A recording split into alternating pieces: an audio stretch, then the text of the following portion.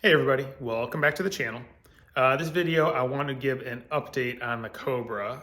Want to go over where things stand, where we left off in the last video, and then what the future plans are. I know a couple videos ago on this car, I'd kind of given an idea of what I was thinking, asked for a little feedback. So I kind of put a plan of attack together, and I now have a pretty good idea where I'm going to go with things. So that being said, I want to go ahead and start walking over the plans of things I'm going to be doing early this year in order to get it ready for car show and driving season, which will be coming up in a few months. All right, so first thing I want to discuss is the engine.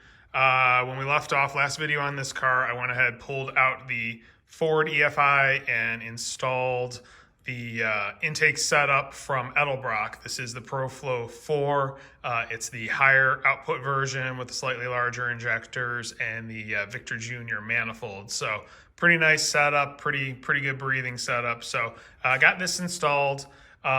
It's just the actual intake is bolted in. What I need to do as far as the engine goes, I did receive the fuel system that I'm going to be using. I've got a Holley regulator with the correct lines and adapter, or the correct adapters to mount it to the existing lines that I have there. There's a 6 and an 8AN, I believe, that were set up for the Ford EFI. Just need to remove those adapter fittings, and then those two lines will hook up right to the Holley setup with the gauge. I do believe I still need to get a line to go from the regulator to the fuel rail, but I'll go ahead and take care of that. That's no big deal. As far as the intake setup goes, I'm going to be using a turkey pan and the small round air cleaner that would be the proper setup for these vehicles. Those have been on order for a while, and I did talk to the vendor. They've been waiting on the turkey pans. They were on back order. He advised me that he should have a shipment coming in this week with a few of them. So hopefully those parts will be arriving here shortly. One of the other holdups was going to be the distributor. I had to get a gear that would work with the Ford roller cam. And originally I was thinking that that gear was going to be on back order until April. Lo and behold, it shipped. So I have that already. So I do have the adapter gear I can go ahead and install on the distributor. With that, I'm going to go ahead and pull the valve cover and make sure I get everything set at the proper top dead center, because I do have that adjustable pointer down there, and I have it probably pretty close, but it may be off a degree or two just based on how I set it up previously. So that is a project that is in the works. I'm going to go ahead and get that taken care of, have everything dialed in perfectly at 0, because the instructions for the Pro Flow 4, I have to set it, I believe, at 12 degrees before top dead center as far as the fixed timing on the distributor. So that will be up and coming as well. I've shown in previous videos, I do have the FE coolant tank that has been modified to fit the Windsor bolt pattern. The FE pattern is different. So that will be able to be installed in here once I paint it. It will not fit the distributor as is, so I'm going to have to space it out. What I think I'm going to use is the flange for my clockable water neck. I think that will work perfectly as a spacer, and that should give me the clearance I need for the distributor. So that is my plan there. Going in, as far as the throttle linkage goes, I'm removing the cable. I'm not going to use that. The Ford cable is not going to work with this setup. So I did go ahead and get the mechanical linkage setup that's available from Ford. So I've got that. It's in the box in the car here with a lot of the other stuff that I have. So there's the mechanical linkage in that box there. So that is going to be fun to try and fish through the foot box area and mess around down there. Since the car is installed, it would be a lot, or cars put together, it'd be a lot easier if the car was still in the build process to put that together and assemble it. But I will go ahead and muscle my way through it and get it figured out. So that will add another little bit of authenticity to the look of the car, having the push rod mechanical linkage. These valve covers are going to go. These are EFI valve covers. I do have the correct Cobra valve covers for the period correct look that are made for a carburetor on order. Ordered those about a month ago. They drop ship directly from Scott Drake, and the vendor said it is normally about a month turnaround. So those should be coming pretty soon, I would think. I do have the correct Scott Drake Ford reproduction breather. You can see it sitting there, so got that going on. But yeah, so here's some of the parts that are going to be going in. I've got the correct coil. There's only a specific few coils that can be used according to the Pro Flow instructions. So I've got one of the ones that is approved, along with the mounting bracket, the distributor gear. Those are all there. Here's the Holley setup that I have. This is the regulator, gauge, and the adapter fittings. I did get the remaining autometer gauges. I have those. So that is going to go, along with the interior conversation, which I'm going to get things together on that, and I'll bring you back to go over what's going on with the interior. All right, so for the interior, as you can see here, I went ahead and ordered a reproduction of the 427 SC Dash. I got this through csxparts.com.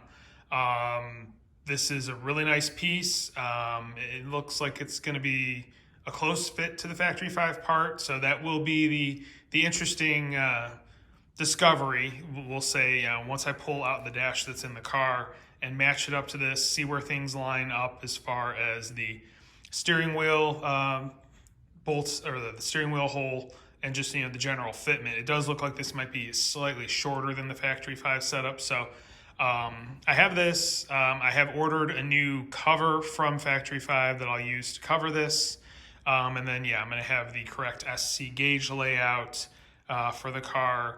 The amount of switches I have currently, the only one I'll have to remove is the high-low switch, and I'll just do a foot-activated one, which that's what the original Cobras had anyway. So it'll just have the button on the floor somewhere.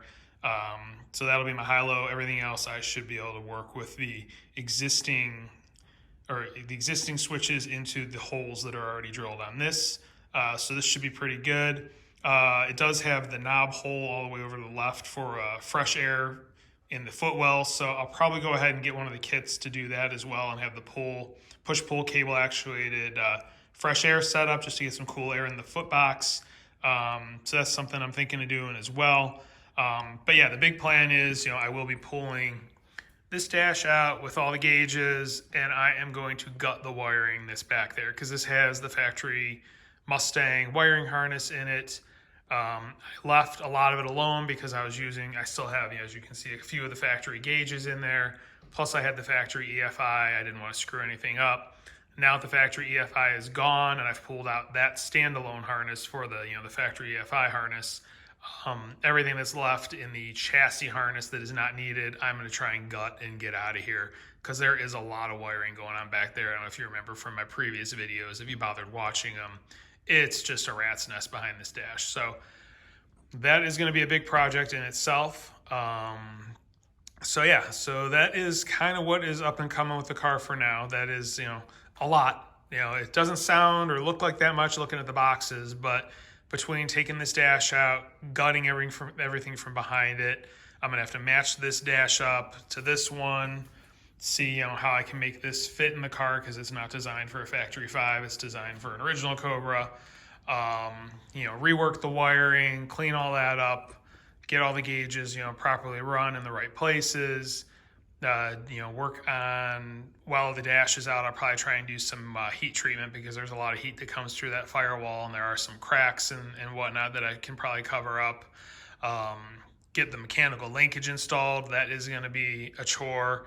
As previously discussed, I do have the AC brake and clutch pedals that I'm going to get those integrated into the Mustang pedal box. I do need to get a different throttle pedal that'll match. That'll be more of the proper type of throttle pedal. I probably will also get the proper e-brake, because right now I just have a donor e-brake. It's not exactly the right one for the car. I'd like to get the different shift handle that has the reverse lockout look to it as well. All those things will just kind of bring the interior together and have it looking like it should. I'm trying to get this thing to look as much like an original SC as possible. I also do have ducts and vents if I want to add the defroster portion to the heat system. I have all the parts. I know that's going to be a little bit of a pain to cut into the body. I'm going to have to wait and see fitment-wise with the wiring and the new gauges and the layout to make sure I'll have room to run the ductwork behind it. I should. I don't see why I won't. So that will probably be part of this as well as, is cutting a few holes and installing the vents and the ductwork for the defrost up there. And then I do have the dash brace that will go in when the new dash goes in as well. So I think that about covers everything that I have planned for the most part. Like I said, it's mostly going to be the interior and the engine bay. I still have to figure out how I want to run the wiring through. If you remember, there is a hole sitting on the top of the passenger side footbox from where the Ford EFI harness went through. I'm not sure if I'm just going to cut a new piece of aluminum and just rivet it over that just to kind of cover it up, or if I want to try and use that hole for something. I've been busy looking at online at photos of original cars, just trying to see how I can try and make things look as real or authentic as possible, and kind of go from there. So that's about all I have at this point.